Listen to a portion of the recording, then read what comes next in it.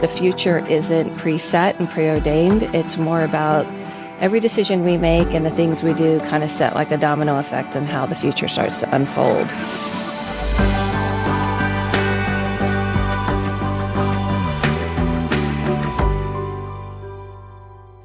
Hi, welcome to Resonate, Conversations and Life Lessons from Rancho La Puerta.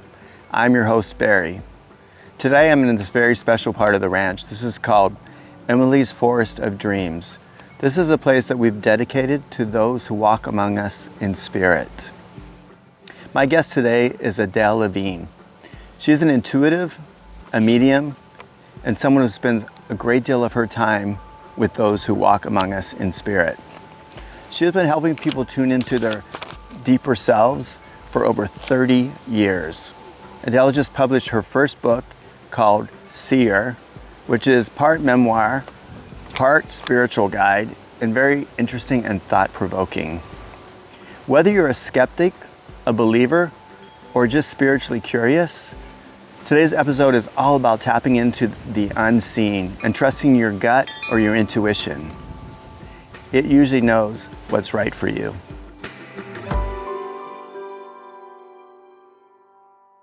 Hi, Adela. Thanks for joining me today. Thank you. Thanks for having me on. I really appreciate it. No, it's wonderful. I've never spoken to intuitive or a medium before, so I think it's exciting for me. I have lots of questions for you. What is first of all, what is an intuitive, and then what is a medium? Okay, perfect.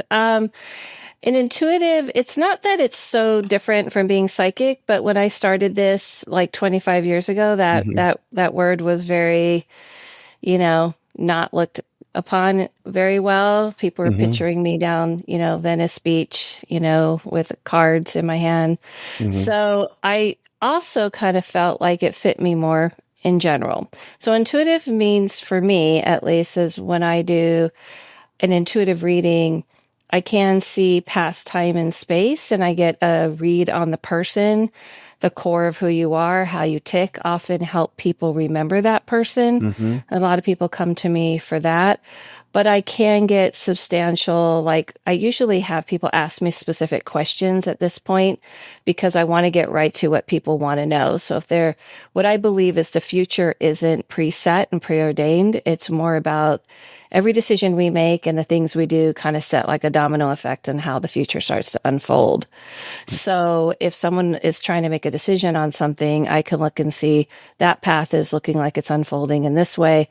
This path is unfolding in that way. And obviously I'm trying to guide you in the way that is going to help you avoid some pitfalls and be the most best optimal for you. So some people believe that no matter what you do, the same future unfolds, where I don't see the future that way. Right. And the medium reading is specific to connecting to people who have passed on. What makes the way I work a little different is people can specifically ask for a person they want to speak to, any person, and they don't need to give me a name or the backstory, because in that realm, they already knew this was happening because there's no time there. So you could just say my grandmother, my mother's side, or a best friend. And in that reading, it's kind of like having a visitation with that person. They'll get into what they've learned since they've passed, what it was like for them, and also confirmations. Confirmations is very important in both readings. You have to say things that people can confirm. Otherwise, people can just say anything to you. Right. Yeah. So now, how did you first get into doing this type of? Yeah. So I just released a whole book about that in my memoir. Is it called Seer? Right. Yeah. This is it. It's called Seer, and it's the origin story. Okay. It's a memoir, and I called it the origin story because this is just the beginning, of how everything happened. It's not something it's something I ran away from for quite some time. So my mother died when I was 10 days old, and my aunt and uncle raised me. And I used to have dreams about my aunt dying young, pretty much every month as a kid. And I psychologically, because I come from a very academic family, people think I don't. They tend to think people like me come from kind of a different type of family, but they're not. They're very Mm-hmm. academic and psychological and all this. So I kind of thought maybe that at that time I was having these dreams might have been from trauma of losing my real mother, Mm-hmm. but it didn't make sense because my uncle, who adopted me with my aunt, he was the first dialysis patient in Los Angeles. So they didn't know how long he was going to live. And I never saw him dying first. I just saw her. And then she got sick when I was around 16 with leukemia and passed. So it was kind of around that time where I really felt like I had all the dots started connecting. I always had knowledge, intuition about people. I Mm-hmm. would like see people and know things that you shouldn't know about people, just, understand them in a way that Mm-hmm. most people didn't. But because I came from my aunt used to say things like, "Oh, she's so intuitive," but she didn't really explain it. So I just figured everybody was like that. Mm-hmm. And so when she got sick and I kind of started to see how the spirit was different than the body, I started to have this kind of awakening about that. And then a lot of stuff happened after that that started to open that door. Well, I started to kind of pay attention to it more and accept it more because I was raised really religious. So it was hard to get there. Yeah, I can imagine. So, as have you ever like had visits from your birth mother? I feel like it took me a lot of years to realize that I blocked it out. I think because of a lot of pain, but Mm. I did later on have a very specific dream that she came to me. This was like, and believe it or not, I wrote about this in the book. I didn't put two and two together. Mm-hmm. It was two moms sitting there, and the one mom was talking to me because I had a very difficult childhood. There was abuse and different things. So she was upset with her sister in this dream. She was like, she can't talk to you. But, I was still new to a lot of this. And I didn't quite put two and two together, believe it or not, until later. But I do have this distinct feeling because she died of an embolism and she put me in my crib and then walked out and dropped dead. I feel like maybe that door was left open because of that. So I kind of feel like she was always there. But Right. I think you have psychological and other emotional things that can block you from feeling that world. And I think a lot of pain might have blocked me from realizing it. And also, I Mm. didn't understand Right. what things at that time.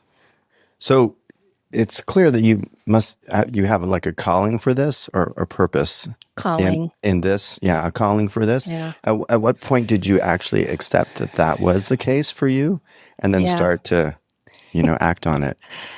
Well, I was around, I Mhm. was very young. I was around in my early 20s, and I dedicated a whole chapter to Starbucks, believe it or not, because I was working we opened a fifth Starbucks in Los Angeles, and I had a friend, which actually he wasn't a friend. He's my friend now. I didn't know Mm. him very well. And I thought, I've been testing this out on a boyfriend I had at the time. Sister passed, and I started reading for his mother because she was the first person I met who seemed very open to these things. I didn't meet anybody. Mhm. This was early 90s, and even in Los Angeles, people were still like weirded out. Mhm. And I said, well, I have to really test this out on somebody that I don't know. And he just started working there. So, and I knew his father passed. So I was testing out the medium part of me, and I walked up to him and said, yeah, you're making, like he was making drinks. And I said, Mhm. I was on break. And when I went up to him and told him what I saw, how his father looked, and he said, yeah, that's how my father looked. And then I proceeded to tell him, well, he's a gentle man. And then I doubted it because I thought, well, everybody's like angelic when they die, right? Mhm. And he said, no, no, no, no, no, no, no, no. That's on his tombstone. Here is our father, a gentle man. Wow. And I was like, I'll be right back. And I was like Yeah. really, really weirded out. So I started playing with it, but I didn't know what I was doing. And I Mhm. didn't know anybody to talk to. It was pre-internet, pre Mm. everything. And I shut it down and closed it off for about 12 years. And then when it just never goes away. And one day I said, this is who I am, and I'm tired of running from it because obviously I've Mm. run all over the place, Mhm. and I gave into it and talked to that realm to teach me how to hone it. So I've really learned everything from that realm. So when like the guy at Starbucks, when you saw him and walked up, do you focus on a certain person and then you get information, or is it something that's just coming to you because of that person, or is it both? Well, in the beginning years, at that time, I didn't have any control or knew what I was doing. So I said, what if I focus on this person? Could I talk to his father for him? And his father said, yeah, I'm here. This is what I look like. Go talk to my son. And I just actually had him on, his name's Jeff, on my podcast, The House Medium, because I've talked about him so much. Mhm. And he said, I said that, there's no way this guy's gonna, like, he's gonna think I'm a total freak. I'm not gonna walk up to him. Mhm. And it just kept not going away. And when I did, that's how that worked. But today, someone just asked to speak to someone and I connect. It took me a lot of years to connect to the person that people want to talk to. Yeah. And it took me a lot of years to do because I wanted to optimize people's time and experience. I wanted them to have the best experience Mhm. and know they're going to talk to the person they wanted to talk to. Right. So do you have to do you have to go into a meditative state, or what is the Not modality anymore. that Yeah. yeah. Yeah. Now it's, no, Wow. it's pretty like, in the beginning, yeah, in the beginning, there's no way I ever thought I could just sit in front of people. I used to go and do what I would call like I teach people this, like I would lay down, light these candles, listen to music and raise my vibration and connect to that realm. And I would do that for like a half hour before Mm. readings. And I would hear that the what I call the teachers say, you can't do that forever. Like you're going to have to be faster for people. And Mm. I just didn't think that would ever be possible. But Mhm. over 25 years plus and Mm. thousands of readings later, it's part of who I am now. So how long ago did you decide to take this on as a career and professionally? Yeah, professionally is 25 years ago. Wow. Yeah, it wasn't professional before that. Before that, I was kind of like dipping my toe and running away and dipping my toe and running away. Mm. So now professionally, it's been 25 years. That was the turning point Right. when I started to hone it. And then that is before the 25 years. I took about a year and a half reading people for free, reading people Mm. like Right. I wanted to really master it more before I went into a professional reader. Yeah. And is it mostly word of mouth that people find out about you? Not in the beginning, but now I have a Social podcast media of and yeah. social media, and I always did. Actually started on MySpace. Right. I started like talking to people on there, and all those people have kind of followed me along, and I've been Right. I have a podcast, and I've put all that stuff out there, but Right. it is still word of mouth. I mean, there's still a big Right. part of that where people say, "Oh, a friend of a friend," Right. or I heard you there. But yeah, it's kind of Well, I mean, both. I heard about you from someone who had a session with you. Yeah, So that's how, see, that's how I heard about you. And she really correct. recommended that I would interview you. I want to talk about but since we're already talking about being a medium right now. So being a medium, does it make does it take away the fear of death? I think everyone is afraid of what happens after this life. Yeah, I think my problem is learning to be here now.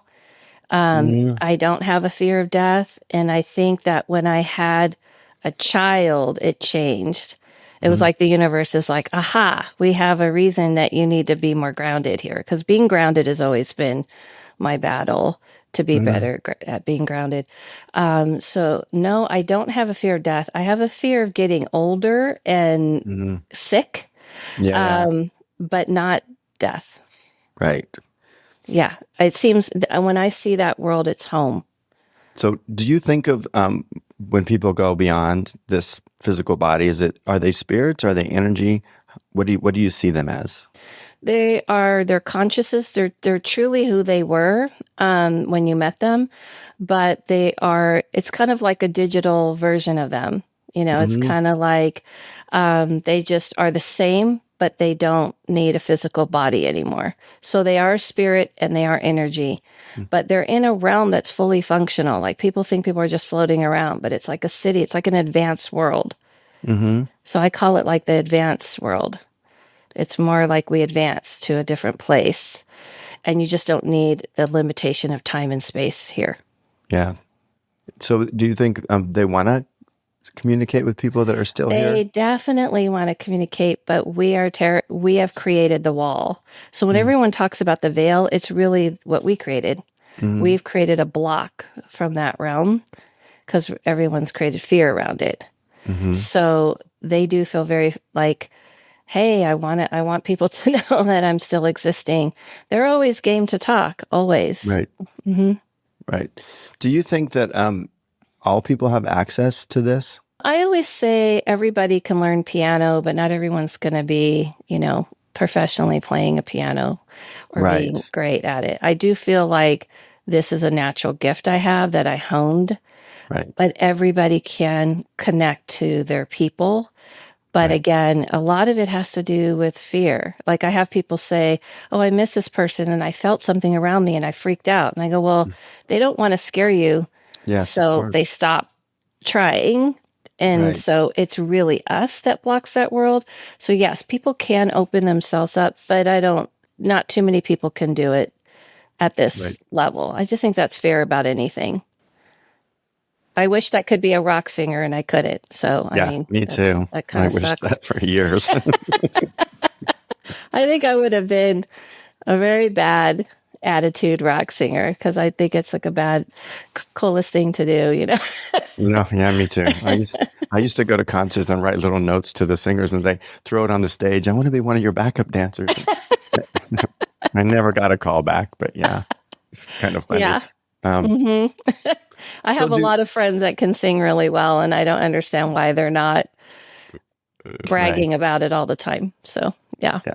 So do you think people want to give us messages from beyond? Do they come? Like I've had people tell me, like I know that bird was my mom trying to communicate with me. hmm Is Yeah, that?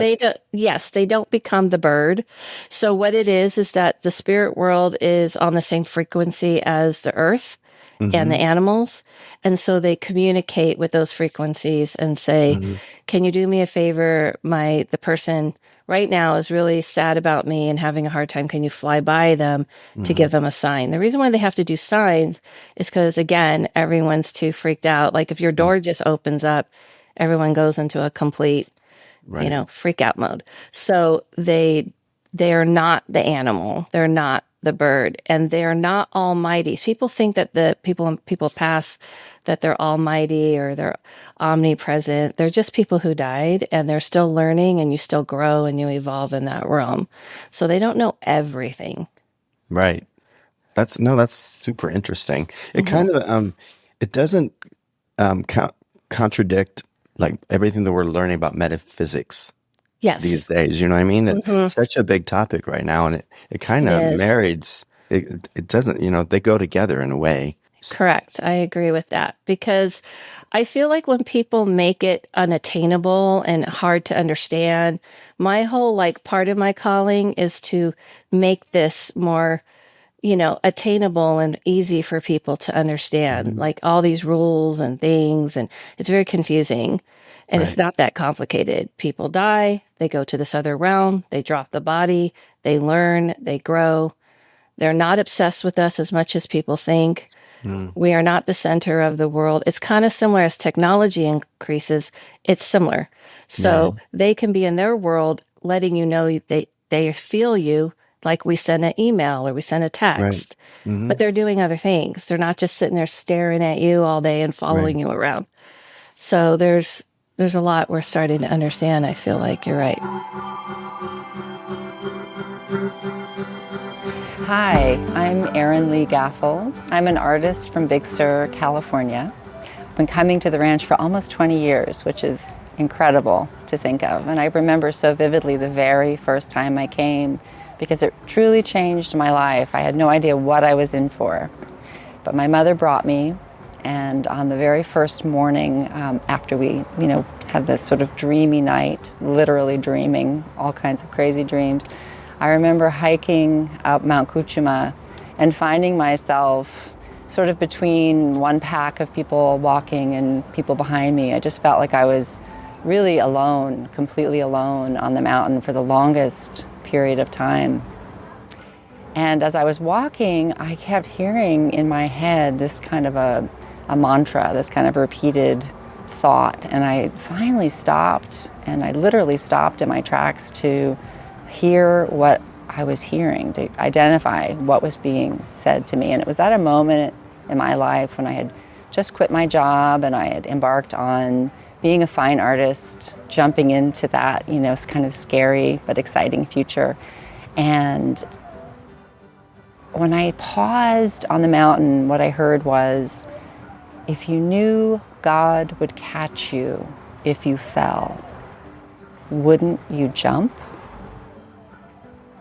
And I just sort of stood there taking that thought in, realizing that I was on the edge in my life of this huge jump into the unknown. And I was really holding on by my fingernails. And that voice from the mountain just gave me permission to let go of my fear and move forward with what I was dreaming of becoming. And that was almost 20 years ago, and I've just been moving through my life in art ever since. And that was a pivotal moment for me of really having the faith that I could do it. So thank you, Rancho La Puerta. I hope you're enjoying today's podcast as much as I am. To learn more about our wonderful presenters and exciting weeks coming up at the ranch, go to rancholapuerta.com and check out our events calendar. Make sure to mention the podcast when making your reservation to take advantage of a special offer. Some restrictions may apply. So what is, and let's talk a little bit more about intuition and intuitive. So what's the difference between someone's having intuition and someone being intuitive? Intuition is one of those things that everybody access. You can develop it further. I've developed it further to see timelines and dates and things, and remote view, which is a whole nother subject. But intuition is something people ignore all the time. So intuition is that thing that is really annoying and inconvenient. So you're on a trip, you're heading out, you already have your plans, but something's telling you to turn around like you forgot something, but you already have your plans, so you don't want to listen to that. So you head out anyway. You get to your location and you realize you forgot something. You're like, people say it all the time, I knew it, but they don't listen to it. So intuition is something people can follow for sure. And people do, but they don't trust it. It's very hard for people to trust it. It's that inner voice. Is that how you would describe it? Inner knowing. Inner knowing. I like that even knowing. better. Yeah. Yeah. Yeah. It's an inner knowing. That's why people will say, I knew it. And they're like, well, why didn't you? So it's part of why I get a little more crazy when I don't listen to it and people go, oh, life happens. I go, no, life doesn't happen. If I listened to it, I wouldn't have went through those 5 steps that I had to go through. And but most people are just like, well, and it drives me more crazy because I knew I ignored what I knew, that knowing. Right. So that's intuition. But what about being an intuitive then? Being an intuitive, like I said, I think it's pretty much on par of being psychic.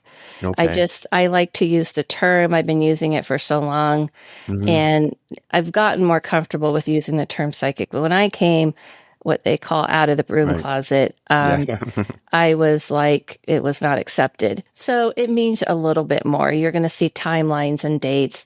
You can know things before they occur. It's a little bit more to it than that. Right. Yeah. So when people like come to see you, is it you're not like a fortune teller. They're not like asking you to tell them what's happening in their future, are you? Well, I'm not a fortune teller because fortune teller implies that I'm going to tell you this is the future and you have no control over Oh, it. right. Yeah. So I feel like what people get surprised about me, they're like, tell me what you see. And I go, it doesn't work like that. Tell me what are you doing? And I'll tell you how those outcomes are going to incur. So if you're Well, saying, I want to move to a certain place, I can say, well, I can see if you move right now, this is how that future unfolds. There's like paths, mhm. and every decision you make is like a domino effect that it hits the other domino. Right. So I can say, if you go right now, this is how I see it unfolding. If you go in 2 weeks, this is how I see it unfolding. And I may say, this is where I feel like it's going to be better for you. Fortune Right. telling is the idea, and it really messes people up Right. because it tells someone, well, this is it. That's it. That's what's going to happen. Good Right. luck, Right. And And the then you can't person's do like, anything about it. you Yeah. can't do anything about it. And I don't believe that. We absolutely have. I don't believe in the concept it is what it is or it was meant to be, because we do have power over our path. Now, there are elements in the world we don't have power over that affects us. And that's why using your intuition helps. Because if you Right. read someone's energy or a situation and you listen to it, it can protect you in those things. So if someone came to you and like I don't know why I'm going back to maybe your aunt Hmm. who passed away when she was very young. Hmm. Do you think that there was choices she could have made in her life that would have kept her from getting leukemia? I feel like if she didn't see it as psychological and she saw it as maybe a warning, absolutely. Wow.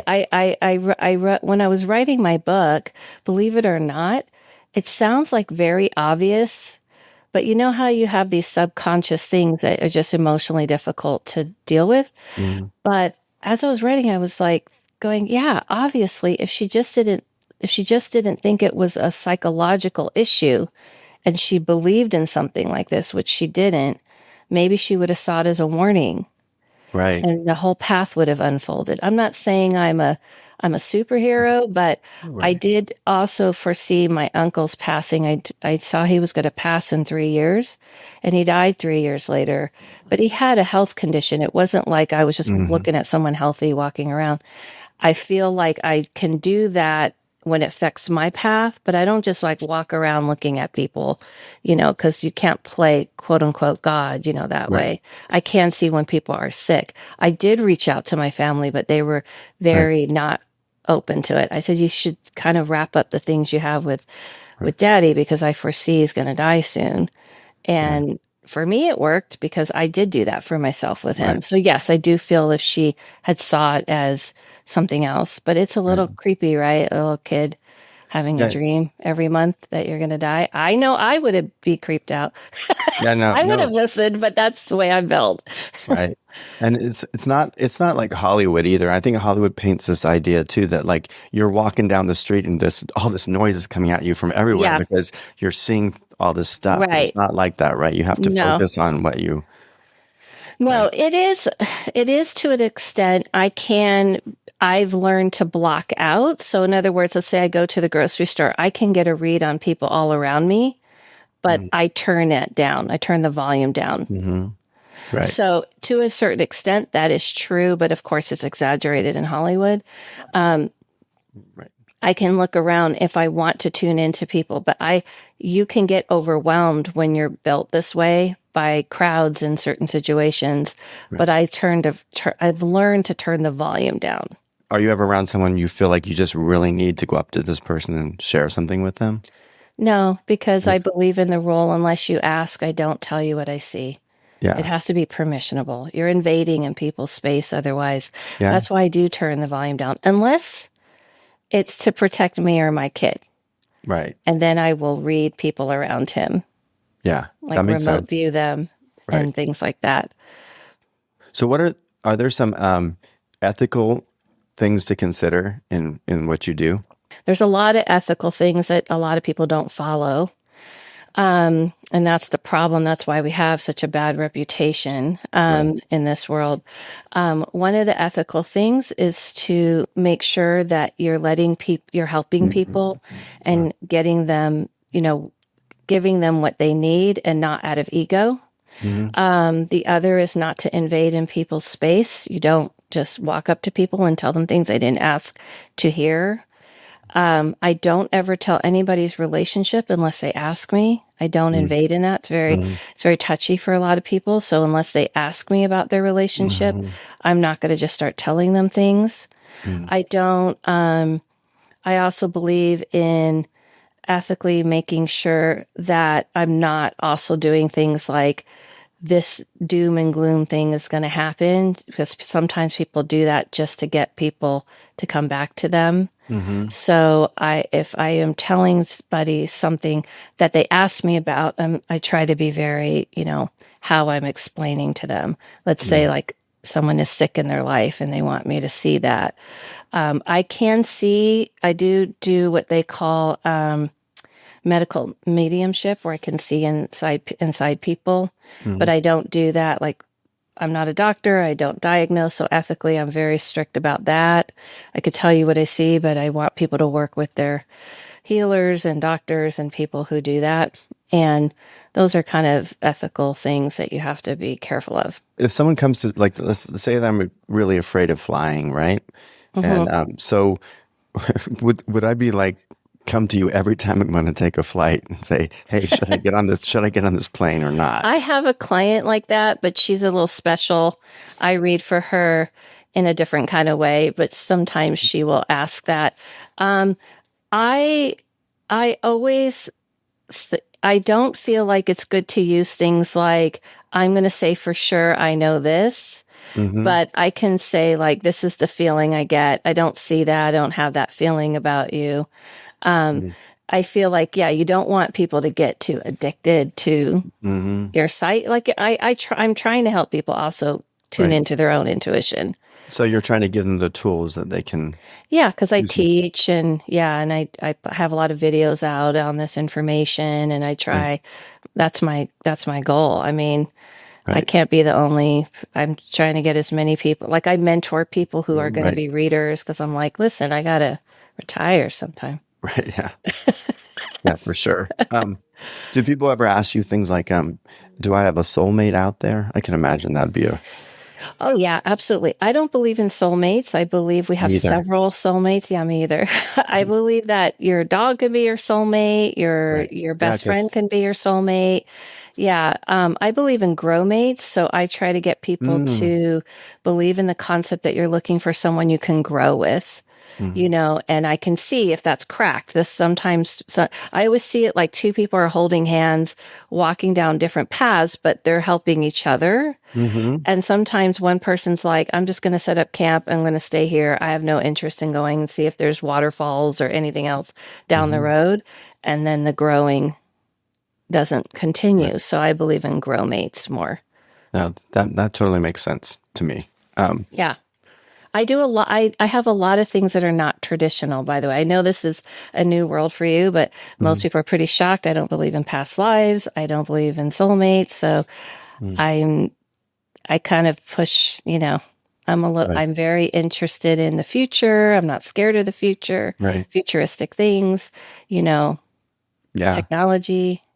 And now that you have your son, you're interested in the now too, right? I am more The interested in, present moment. he even tells me like you're Yeah. too, he's opposite. He's very grounded. He's into nature and trees Mm, and he's into science. And I'm like, of course, the universe gave me this like very yeah. grounded, practical kid. And he'll say like, yeah, you're a little too obsessed with the Yeah. future. Like I don't even know where it comes from. Like I feel that my daughter and I, we share the same birthday, and Mm, I feel like we're in this journey together for a reason, and yeah. I really feel like it's a super connection from something somewhere with her. Yeah. I do see, and a lot of times people need help with this. I do see baby spirits, and I do believe we pick our parents, but we don't have, we only get the cliff notes. We don't have the full gamut. And again, it's up to the parent to choose to grow. Some do choose to grow from Yeah, having a child, and some don't. So yeah, there's an opportunity to grow. So I do feel like I had a child late, and I said to the spirit, like, if you're going to come into this world, you better hurry up because I'm just not going to do it after this 40th birthday. And then 2 weeks before my 40th birthday, I found out I was pregnant. And I Mm, do feel like he was like, listen, you need to be like on earth, okay? Because this kid is way into nature. So I do mm. believe we get these spirits that kind of help us. We help them, they help us. Yeah, yeah, it's So that makes mutual. sense. No, Yeah. I agree totally. So, I think for our listeners, most of our listeners are, Rancho La Puerta guests or future Hmm. guests. So, Hmm. I know you've never been here, but I would love to have you come sometime. Oh, wow. It'd be That'd be great. awesome. Yeah. Um, but I think they would find it fun if you just did a little intuition with me, intuitive Sure. stuff. But don't say anything too crazy about me. I'm gonna get, Because there's a well, lot. I'm very ethical. Like I said, I Right. don't expose people for just, Right. I would never do that. But I will start with a little bit of the core of who you are. And Hmm. then if you have a question, I can look at that for you too. But when I look at the core for you of who you are, I kind of go to I need to like look at this place. I call it the forest, where it's like where I'm meeting the spirit of you, like the Hmm. true self. So hold on, let me look real quick. I get a feel, but I just want to see a little Hmm. deeper. Hold on.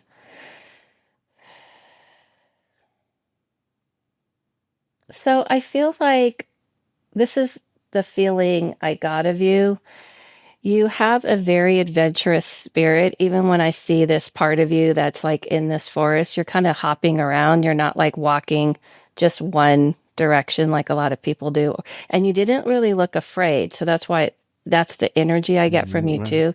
That I feel like what you tend to do, how you see the world, that's what I'm just describing, is everything's kind of up to for debate, almost like it's not that you're skeptical about everything, you're just willing to analyze everything from all angles. So it's kind of interesting because you have this open, free spirit willing to like take adventure, but you have this other side that could be very analytical and turn things around. I do feel like people feel the part of you that's open and open hearted, but they may not know that you're always kind of thinking all the time. That's just Mm. kind of the two sides of you that I saw. Like some people think if someone's like an open hearted person, they're just only going with Mm. that. Right. And maybe you're not like continuously, I'm not saying you're breaking every person down, but I do feel like you run it through your analytical mind before you make a decision. I feel like on this earth, though, you're very open to all the things in adventure, but it's not random. Mm. It's not careless. I guess that's the word Mm. I'm looking for. Mm. I do feel that at this time in your path, it's kind of more about letting yourself just go and not keeping yourself back in that analytical place and just Mm. maybe taking a little more leap of faith, especially Mm. it has to do with things around the things you're passionate about and work Mm. and things like this. I feel like this is the time where those types of doors are opening up and you're still analyzing it. So I just have this vision of you standing in front of these doors. There's like maybe about two doors, and one's open, one's kind of not open, and you're just not sure. Mm. So is there something particular you want to ask or no? Is that gonna I mean, no, no, that's kind of spot on right now. Because yeah, no, Okay, we'll leave it there. no, it's That's pretty. why, but see, the thing about reading is I can, even in my readings, I know that's where my ethics come in. I don't push things. Mm. You know what I mean? Mm. I respect people's space. Mm. But yeah, this is actually a very exciting time if you can look at it that way. Yeah, no, I mean, you have a choice how you look at things. So I'm gonna look. Well, I'm gonna I look at it mean, like the that. universe is kind of pushing, that's my Yeah, job is to push you to look at it that way. yeah, I know, and I appreciate it. So that's great. So Yeah, that's a little blip. That's a little blip. well, thank We you. I didn't want to go appreciate too deep into it. your whole life for No, everybody. no, no, no. This has been really great and informative, and I think I've learned some stuff, and I think it's great what you're your view on it, because I think people are very skeptical about. Yeah, you should be skeptical. I always say to people, real skeptics never come to me because they just stay away. And I have family members that are skeptics. But it's not being skeptical that this can exist. It's more about the person and that you do have to be. But remember, everybody, this is just, to me, a science we don't understand yet. You know, there was a time where psychology was considered wrong and looking at people's emotions and thoughts and feelings. And now we kind of embrace mental health. So I do feel this is just another angle of that. And I read a lot of doctors and psychologists and nurses and scientists. So I just feel this is a future thing that we'll understand better as time goes on. I hope that there's a lot of people out there that have your gift, because there's only one of you, right? So. There is. I have met quite a few, just not everybody wants to do it to this level. Right. Yeah. That's the thing. Believe me, I'm mentoring people. I'm trying to get them out there because I tell them, like, come on, you got to, but it's hard for people to want to do it to this point. But yeah, I agree with you. I'm trying to get them to come on down. Oh, yeah, I get it. The water's fine. Yeah. And you're based out of LA? Is that where you are? Yeah, I'm based out of LA. I mostly read virtual. On you can go to my website, adelalavine.com, and I do phone and Zoom. And I have a podcast called The House Medium, and I already talked about my book, The Seer. Yeah. Mm-hmm. So awesome. And thanks for taking the time today to talk to me. And sure. And I'll be in touch. We'll get you down to the ranch. It'll be fun. Yeah. Thank you so much for having me. To be honest, I'm one of those people that would be a skeptic, especially when it comes to psychics and mediums. It always felt like a little woo-woo for me. My conversation with Adele today opened my eyes to look at things in a little different way. A lot of what Adele is teaching are things that I've been studying this last decade. It's metaphysics, it's manifestation, it's the law of attraction. I remember when my daughter was young, she would ask me all kinds of questions. Some of those questions were about spiritual concepts and the afterlife. And I do remember what I used to always tell her is, all I know for sure is I don't know for sure. The more life experience I get and the more I get to learn about myself, I've started to think it's okay not to know for sure. In an earlier podcast that I did with Krista Tibbett, she said it was okay not to know the answers, but it's important to know the questions and to live those questions. Being in touch with your essence and the core of who you are is what Adele refers to as your intuition.